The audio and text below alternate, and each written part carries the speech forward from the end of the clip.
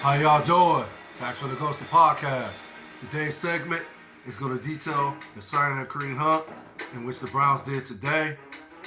In my opinion, this is a good signing for the Browns because one thing about Kareem Hunt and his best attribute, in my opinion, is his ability to catch out of the backfield. And, in other words, he's a, what's that?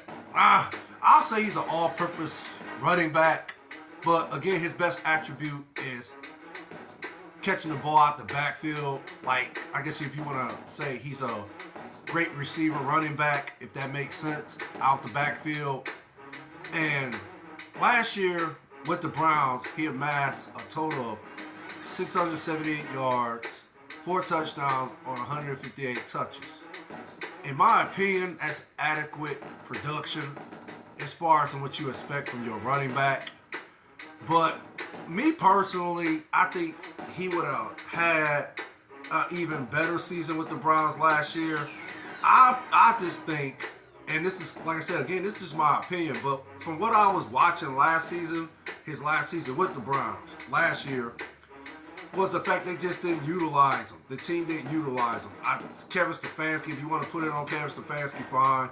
Or you want to just put it on the offensive, the offensive staff on that side of the ball, fine. But, at the end of the day, they didn't utilize him, in my opinion.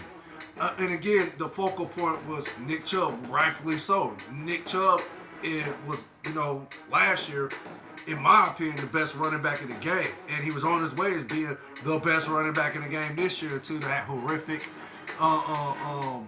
unfortunate injury he sustained this following Monday in the Pittsburgh game that night. But we'll see going forward how much this signing, the Kareem Hunt signing, will impact the Browns going forward, their season. Whether that would catapult them to a playoff berth, or let's just say winning division and a playoff berth, or just catapult them to enough wins to where they can secure a playoff berth. If that makes sense. But this still is on Deshaun Watson, in my opinion. Deshaun Watson has to play better. The way he played Monday, it was just straight trash. I did a podcast on it. It was a short, big segment because I didn't really want to talk about it. I mean, it was self-explanatory. I mean, you give up 14 points as a quarterback. You giving 14 points to the other team, which in this case, the Pittsburgh Steelers, who are still, in my opinion, they have a good enough organization. They have one of the best head coaches in the game, in Mike Tomlin, to a point where you can't give a coach like that, a team like that. Even though the Steelers don't have a decent quarterback, in my opinion, he's slightly below average, Kenny Pickett. But okay, it is what it is. The Steelers still have a stout defense too. They have T.J. Watt leading the way. And again, they have Mike Tomlin with his brilliant mind as a head coach. So you combine all that together, the Steelers are still a